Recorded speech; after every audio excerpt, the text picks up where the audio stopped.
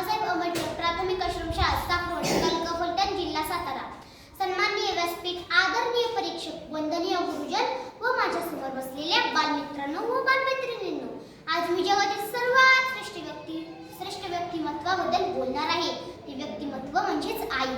आई फक्त 2 अक्षरी शब्द, पण तिच्या मातृत्वाचे वर्णन करण्यासाठी जगातील सर्व भाषांचे शब्दकोश अक्षरशः कमी पडतील इतकी तिची महती आहे। आपल्या भारतीय संस्कृतीत मातृदेवो म्हटले जाते, म्हणजेच आई ही देवासमान असते।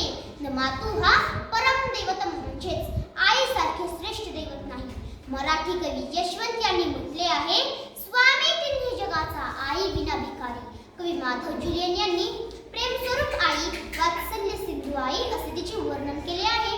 आई ही कुटुंबाचा आधार म्हणून महत्त्वाची आहेच, पण मानवी संस्कृतीत आई ही एक मोठी संकल्पना असते।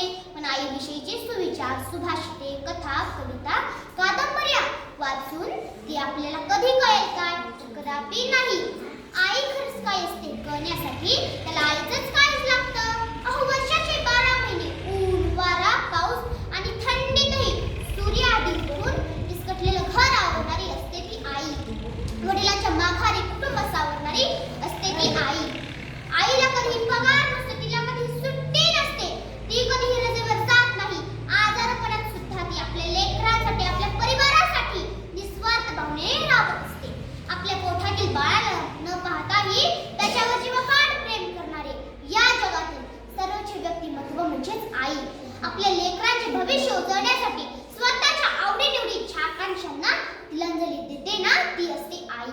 आई खरंच काय असते हे जर आपल्याला जाणून घ्यायचं असेल ना, तर फक्त एकदाच मंदबुद्धीचा मुलगा म्हणून शाळेने शिकवण्यास नकार दिलेल्या थॉमस अल्वा एडिसनला स्वतः शिकून जगप्रसिद्ध वैज्ञानिक शास्त्रज्ञ बनविला, त्या थॉमस अल्वा एडिसनच्या आईला फक्त आणि फक्त एकदाच आठवा।